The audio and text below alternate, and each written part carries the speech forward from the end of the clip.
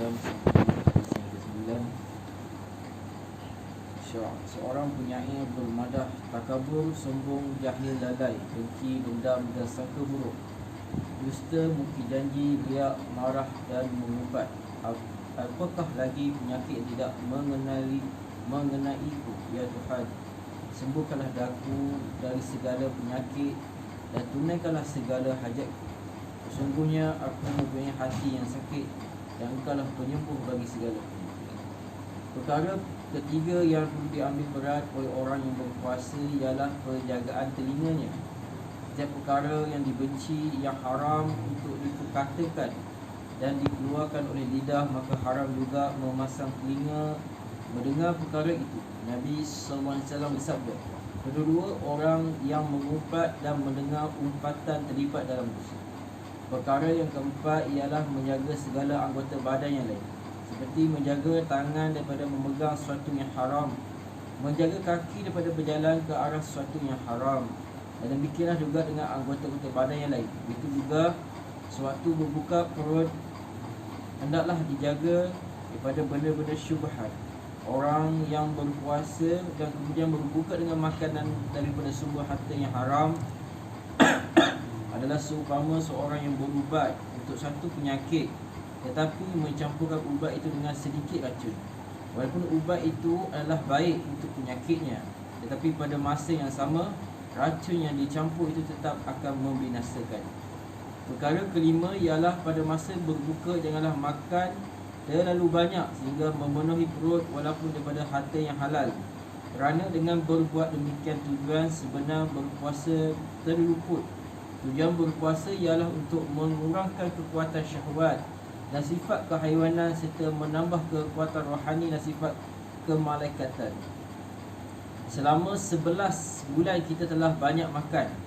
Adakah dengan mengurangkan makan selama sebulan nyawa akan tercabut? Tetapi kadang kita sewaktu berbuka, kita makan seolah-olah untuk menggantikan apa-apa yang telah kehilangan, dan sewaktu bersahur. Sewaktu bersahur pula kita menyediakan diri untuk apa-apa kekurangan yang akan datang.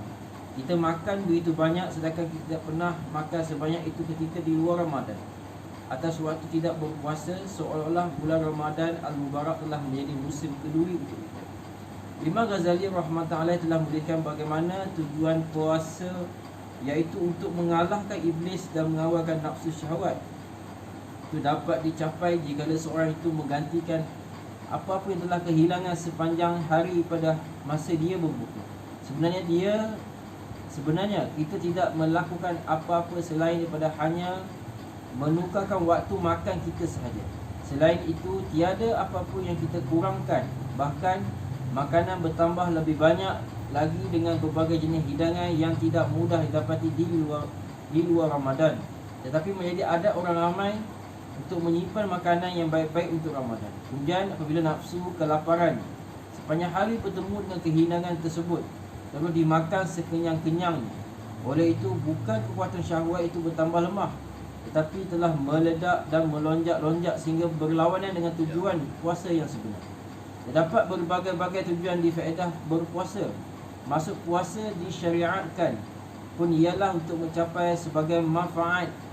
Tujuan manfaat berpuasa hanya mungkin dapat didapati apabila kita sedikit sebanyak berlapar. Sebagaimana yang telah diketahui, manfaat puasa yang paling besar ialah untuk menundukkan syahwat.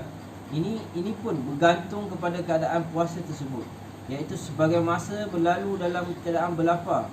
Nabi SAW bersabda, syaitan berjalan di dalam badan manusia seperti berjalan darah. Tutuplah jalan-jalan dengan berlapar. Kebaikan sebuah anggota bergantung kepada nafsu yang dibiarkan berlapar. Bila nafsu dibiarkan berlapar, maka anggota akan baik. Sebalik, apabila nafsu kenyang, seluruh anggota akan rosak. Tujuan lain berpuasa ialah supaya dapat menyamai orang-orang miskin serta mengambil tahu keadaan mereka. Ini hanya akan terhasil sekiranya sewaktu bersahur kita tidak penuhkan perut dengan pelbagai makanan yang lazat yang menyebabkan kita tidak berasa lapar sehingga sedia. Sedangkan penyerupaan dengan orang-orang miskin hanya akan tercapai apabila kita turut merasai kepedihan berlapar. Seorang yang telah pergi berjumpa Hadrat Bishr Hafi rahmatullahi alaih pada masa itu sedang menggeletar kesejutan sedangkan baju ada di sini. Orang itu bertanya, adakah itu masa untuk buka baju? Beliau menjawab, terdapat ramai orang-orang miskin dan aku tidak ada kemampuan untuk membantu mereka. Aku hanya dapat bersimpati dengan menjadi seumpama mereka. Ulama tasawuf secara umumnya telah memberi pernyataan tentang perkara dan para ahli fiqh juga telah menjelaskannya. Ditulis dalam kitab Marikul Falah bahawa janganlah berlebihan dalam bersahur sebagaimana kebiasaan orang-orang yang mewah, kerana berlebihan dalam bersahur akan melupakan tujuan berpuasa. Dalam mensyarahkan Al-Ahmad Tahrawi rahmatullahi alaih menuliskan yang dimaksudkan dengan tujuan berpuasa ialah merasa sedikit sebanyak keperitan lapar, supaya keperitan itu menjadi sebab pertambahan pahala dan boleh mendatangkan simpati dan kasihan terhadap fakir dan miskin. Nabi SAW bersabda, tidaklah Allah membenci suatu bekas yang dipenuh sebagaimana Allah SWT membenci perut yang dipenuhkan. Sekali Nabi SAW telah bersabda, cukuplah berasa sesuap untuk seorang itu sehingga dia dapat menegakkan tulang belakangnya. Sekiranya seorang itu beria-ia benar untuk makan, maka janganlah makan sehingga lebih daripada 1/3 bahagian perut untuk makanan, 1/3 untuk air dan 1/3 dibiarkan kosong. Pastikan terdapat suatu keistimewaan yang menyebabkan Nabi SAW berpuasa berapa hari secara berterusan tanpa makan apa-apa pun. Saya perhatikan guru saya Hadrat Maulana Khalid Ahmad rahmatullahi alaih pada sepanjang bulan Ramadan, kadang makanan yang beliau makan akan kedua waktu berbuka dan bersahur tidak lebih daripada sekeping setengah capati. Sekiranya ada orang bertanya, maka beliau menjawab, saya tidak berasa lapar kerana meraihkan kawan-kawan saya pun turut duduk bersama lebih hebat daripada itu. Saya mendengar bahawa Hadrat Maulana Syah Abdul-Rahim rahmatullahi alaih tidak makan apa-apa semasa bersahur dan berbuka selama beberapa hari secara berterusan, kecuali minum berapa cawan teh tanpa susu saja. Sekali pembentukan ikhlas, Hadrat Maulana Syah Al-Qadir rahmatullahi alaih telah menunjukkan dengan berkata Hadrat tidak makan apa-apa pun nanti menjadi terlalu lemah. Beliau menjawab, Alhamdulillah, setelah menikmati kelazatan syurga, semoga Allah mengunyakan juga kepada kita hamba-hamba yang berdosa ini taufik untuk mengikut seperti mereka itu. Malah itulah sebenarnya satu nikmat. Mana Sadi rahmatullahi alaih berkata, orang yang memuja perut bukanlah orang yang berakal, kerana apabila perut penuh, fikiran akan kosong. Perkara keenam yang penting untuk diambil berat oleh orang yang berpuasa ialah perlu ada perasaan takut selepas puasa, kerana tidak tahu sama ada puasa itu layak diterima ataupun tidak. Perasaan demikian perlu juga ada pada akhir setiap ibadat yang lain. Ini kerana mungkin ada kesilapan yang kita tidak sedar, lalu kesilapan itu ibadat kita akan dicampak ke muka kita, yakni tidak diterima. Nabi SAW, ramai yang membaca Al-Quran sedangkan Al-Quran terus melanati mereka. Sabdaan baginda SAW lagi, antara mereka yang mula-mula akan diperbuat keputusan pada hari kiamat ialah terhadap seorang syahid. Dia akan dipanggil dan akan diingatkan kembali dengan nikmat-nikmat yang telah diberikan kepada di dunia.